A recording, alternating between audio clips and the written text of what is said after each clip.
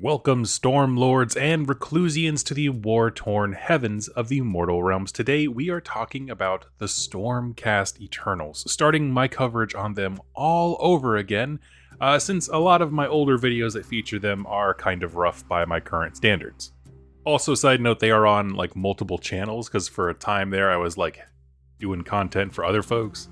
And so today we are going to take a step back and reintroduce ourselves to the most iconic Age of Sigmar army. And it's specifically aimed at educating newer folks to the game because new additions are always great times for onboarding new players. Welcome to one of the best miniature games ever. And so in this video, I want to introduce you to the man at the top, just like we did before with the Great Horned Rat. But for the Stormcast Eternals, it's Sigmar himself. Because, and I say this, the Stormcast were a very specific weapon design created to be a new kind of warrior. And how this war plan was envisioned bears little resemblance to, the horrors the lightning god's forces have had to endure. Right? They had a plan, but nothing survives contact with oxygen. And so let's meet Sigmar and jump into the nitty-gritty of what a Stormcast is specifically. I have other dedicated videos talking about all the times Sigmar's mentioned in the past. This is how he relates to his specific troops of the Stormcast Eternals. Now, one thing I'd like to add right up top, if you're interested in this faction or any of the new miniatures, please consider using any of the affiliate links in my description down below through my link tree. You'll see exactly how much money you save by using those links, and every time you do, a portion of that goes directly to supporting me, my wife, our cats, the whole channel, and I'm so thankful for each and every one of you. Also, with the new Stormcast Eternal Battle Tome on the way, if you're interested in learning about tactical tips, model reviews, painting guides, go check out Goonhammer. Now, for those of you who are new to Age of Sigmar or the faction as a whole, you've probably seen Stormcast. They're in all the promotional work, they're in all the two-player starter sets, the superhumanly tall demigods with very hard-to-remember names, elite but always pulling out the win. And all of those things are accurate, certainly, from a marketing perspective. But the reason we follow the Stormcast Eternal perspective narratively is that they are a direct product of the realms and the setting around them. We get to understand the world by following the Stormcast. They act as a canvas to tell a tale about the different ways people try to control, lie, usurp, destroy, and find hope. And so our story really here begins in the Age of Myth. Now I'm going to touch on some points here lightly to kind of keep this information going. I have more videos about the details of it. I'll leave links down below. There's a whole playlist called Start Here, which goes through foundational lore, prehistory, all that kind of stuff. We're going to do a bit of a yada yada yada. But there was a time, known as the Age of Myth, when the realms were verdant with life and prosperity.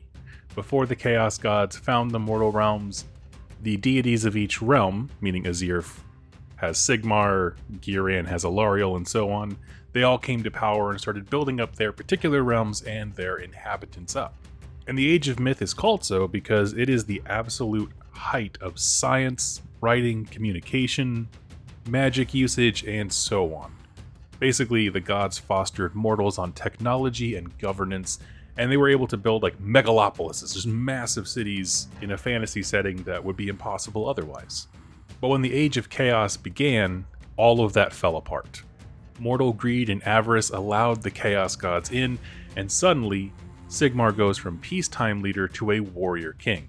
Initially, they try to keep the forces of chaos contained, but it's just not happening. The books even describe some awesome fights where like mortal armies are lined up and the gods themselves are fighting above in the skies. Basically, imagine Archaon versus Sigmar while their vast, endless mortal armies are punching it out on the ground. But no matter what happens, no matter how epic the fights are, the forces of the realms can't hold out, and they have to sound their retreat. Sigmar, after one of these big battles, declares that he is closing every single gate to his realm, Azir, and essentially to try and draw the line in the sand somewhere. And so he does. It's a bit of a process, but he seals millions, both inside and outside of his realm. Those who were sealed outside were consumed by chaos. And this is actually the foundational lore for a lot of Chaos Warbands, is they saw Sigmar as the protector and then a betrayer when he closed the door on them right as they were about to go through. But for those folks who were sealed inside of his realm, Initially, things were not a whole lot better, because Sigmar needed to purge any and all suspected corruption out of Azir to ensure that it wouldn't happen again. There's no point in stopping the armies of Nurgle if the corruption of his armies has already gotten in. And so tens of thousands of people suffered as his lightning churned up some of his major cities. He blew away half of the governing body of his main capital because it had been infiltrated by chaos and more. And when all of the ashes settled from this destruction, there was just Sigmar, a realm of refugees made up of humans and Dwarden and elves, and nothing to do for eternity but a plot away to retake what they had lost. Now, I describe this as being the birthplace of both the cities of Sigmar, as we know them, because this is when those three distinct people groups came together to form one unified army, which you can play as, but also it's the cradle in which the Stormcast Eternals were devised. Right, the cities went in one direction, all the mortals working together. How are we going to help each other to make this happen and reclaim what's ours and rebuild upon it? Sigmar's side of that response is to create a new kind of weapon, along with the help from the smithing god Grugni, and the brainstorming session went a little bit like this. We need a new kind of warrior that is immune to attrition, because the Chaos Gods can just keep remaking demons and hurling mortals at us. We need something big and strong, because we take on, monsters and stuff like that were massive, but we need something that can keep coming back for more. Not only that, we need something that can make a point, basically inspire our forces, strike fear into the hearts of the enemy, be a symbol to rally behind, something like that. We need something we can trust, meaning it has to be of purity and devotion, commitment, care, mortal things. And there were many tests and attempts, but with that kind of plan laid out, we're going to skip ahead to how a Stormcast Eternal is made, because it fills all of those purposes in that little brainstorming sesh. This is presumably a process that took a couple hundred years to really nail down, and then once they got the formula right, then they just started cranking soldiers at as quickly as possible. When I say they, I mean Sigmar and Grugni. And so let's follow the life of someone who's going to become a Stormcast Eternal, right? Our story begins with a mortal of outstanding character. Sigmar needs souls for this process, and so he searches for the brightest and the strongest one. Not just physical might, although that's a lot of it, he wants warriors, but integrity and inner strength, which can look like a lot of different things. I can teach you how to fight. I can't teach you how to be a good person with empathy. One way that Sigmar's attention is often caught by these folks is that they are calling to him with their dying breath. As a deity, he can kind of hear that a little bit louder than others. And so, for example, if a Chaos Warband rolls into town, they try to kill or convert everyone, and someone says, "No way, I'm for Sigmar," and he charges to his death. That's the kind of thing I'm talking about. It could be a minor, just one guy being ambushed, could be an epic siege, but generally speaking, people near the end of their lives are swept up if they show a devotion, a single-mindedness to Sigmar's, or they're able to plant a seed of hope into people, all kinds of things. As a side note here, I want to slip in, there's a lot of different ways that different groups of Stormcast Eternals get souls that they use. Like one chamber is made of souls that were just pulled from Shyish mostly, the realm of the dead. So you have long dead heroes pulled forward to fight instead of proclaiming Sigmar while fighting chaos. And so this is an area where you and I as gamers can kind of make a very unique Stormhost for our Stormcast. Where the souls come from, that's for you to decide. In general, it's heroes. But let's say Sigmar finds this soul, right at the moment of their death, when the Chaos Lord's about to cleave their skull, a lightning bolt will pierce the heavens and take the mortal up. There's a lot of stories of just Chaos Lords being very confused as they look at an empty patch of ground that has a big scorch mark where they're like, I was just about to kill that guy, where'd he go? And they have no idea. They're taken up to Azir, and this is where the forging begins. This person is laid upon something called the Anvil of Apotheosis. The highest tier of mages break apart the hero's soul and reshape it again and again. And it's a matter of both resculpting their soul to highlight traits of a warrior. You want to emphasize the things that got Sigmar's attention in the first place, but also in this reforging process, they graft or sew a piece of raw Azir magic into it. This does two very important things. One, it gives them a massive power boost to satisfy all the warrior needs that we discussed. Right now they can carry hundreds of pounds, never need to sleep for, weeks on end, almost no food, almost no water. But also, that little bit of Azir kind of acts like a leash for the soul. And so when that Stormcast dies in battle, the soul is then kind of yo-yoed back to Azir to be reforged all over again. There are some downsides to that, we'll get to there in a second, but that was the premise of their design. Upon the anvil, a whole new body is crafted, essentially a magnified version of the mortal self. The heroes that they were when Sigmar called them. Now, one thing that was a little unclear when the game first launched is, are they like lightning automatons, or are they actually people under there? They do have physical bodies when it's all over. Massive in scale, incredible strength, endurance. And when they walk around the realms, they are flesh and blood.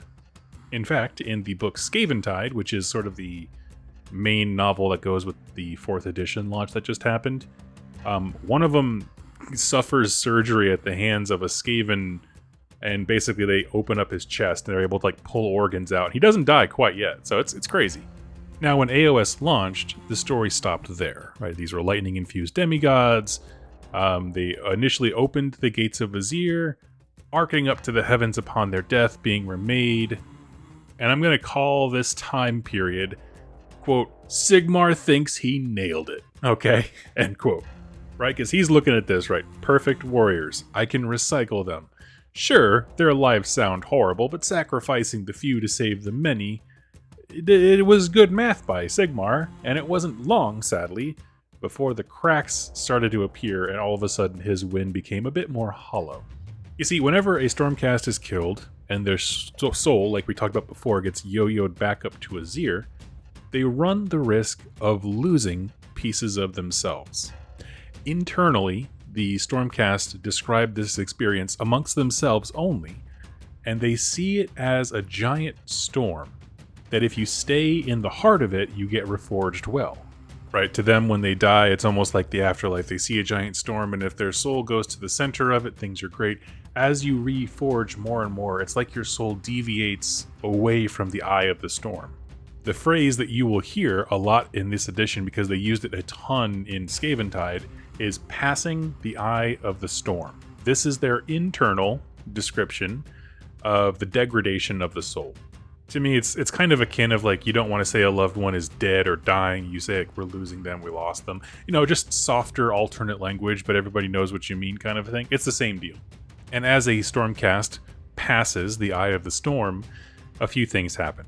They lose their humanity, the negative effects of which can manifest in a lot of different ways. There's a few examples that we've seen, but this is another great place for you to kind of pick your own lore for your Stormhosts. But a few of the things we've seen, memory loss is very common, emotional degradation, you start to become unpredictable, you have moral extremes, so minor infractions can, get the death penalty from a Stormcast. We've seen some heroes have little bits of lightning arc off them randomly, like discharges of electric power. Many will lose their voice, not being able to speak above a whisper. Some gain abilities. For example, Vandus Hammerhand became a seer. He now has glimpses of future events. Neve Blacktalon can ride the winds etheric, like she's a Griff Charger, and it's all over the place. It's almost like mutations, but not quite. There's not a corrupting aspect to it. It's just flukes of an imperfect process. The common theme being instability. And this all really came to the head during the Soul Wars, which is the 2nd edition. And that's where the brokenness of the Stormcast was kind of first explored in depth. And in fact, it's where the Sacrosanct Chamber, RIP, was deployed in response to this. You see, they, Sacrosanct Chamber, are sort of like the part of a Stormcast army that's responsible for the reforging, for the arcane sciences, for all this stuff, and they were sent out on a gamble of a hope. Go find something among the realms that can solve the flaws in the reforging process. Characters like Astria Soulbright were dedicated to that task. She was a great example of someone who hunted vampires to study the death magic that keeps them alive. Right, we get a sense of that in this battle tome. So it was an interesting idea of oh yeah, and I might have Stormcast who are just fascinated by death magic. The Sacrosanct was released on the shadow of a hope that they could figure it out, but they could not. And as a result of them being out in the field since, 2nd to 3rd edition, the reforging process has slowed down and become even more unstable. And that was actually hinted at back in 2nd edition, that there was a risk for sending them out. Well, now going into 4th edition, Games Workshop stripped away the Stormcast Sacrosanct units specifically, but the lore on why is interesting. I have a dedicated video on it, but basically it became incredibly clear to Sigmar and the other leaders that the reforging process just was not going to be fixed. We are too late into it, there's not even an easily identifiable stopgap, and things are getting exponentially worse by having our Sacrosanct units out in the field. This is just a process that has limits, and we need to be okay with those limits. This is when one Stormcast that we first met when the game launched, Ionis Cryptborn, came up with a solution that is equal parts grim and practical, because that's what it takes to solve really, really hard questions.